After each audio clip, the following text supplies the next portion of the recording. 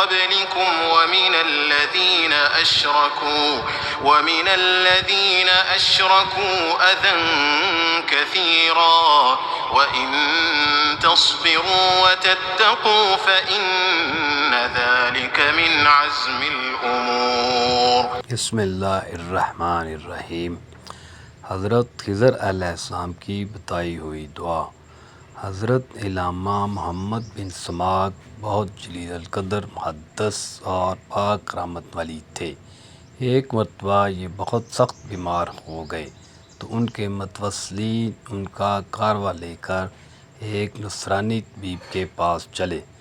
راستے میں ان لوگوں کو ایک بہت ہی خوش پوشاک بزرگ ملے جن کے بدن اور لباس سے بہترین خوشبو آ رہی تھی۔ انہوں نے فرمایا کہ تم لوگ کہاں جا رہے ہو؟ ان لوگوں نے کہا کہ حضرت محمد بن سماک بہت سخت علیل ہیں، یہ ان کا کاروا ہے یعنی پیشاب ہے جس کو ہم فلاں طبیب نصرانی کے پاس لے کر جا رہے ہیں۔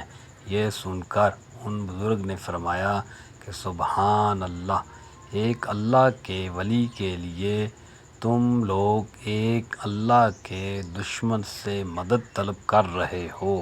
کاروا پھینک کر واپس جاؤ یعنی پیشاب پھینک کر واپس جاؤ، اور محمد بن سماک سے کہہ دو کہ مقام درد پر وَبِالْحَقِّ أَنزَلْنَاهُ وَبِالْحَقِّ نَازَلَ پڑھ کر دم کریں۔ یہ فرما کر وہ بزرگ غائب ہو گئے، اور لوگوں نے واپس آ کر حضرت محمد بن سماک سے ذکر کیا تو آپ نے مقام درد پر ہاتھ رکھ کر آیت کے ان دونوں جملوں کو پڑھا تو فوراً ہی آرام ہو گیا۔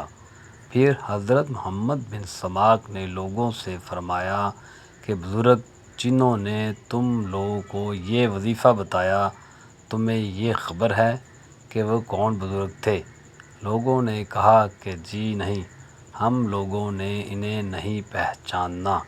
تو حضرت محمد بن سماک نے فرمایا کہ وہ بزرگ حضرت خضر علیہ السلام تھے۔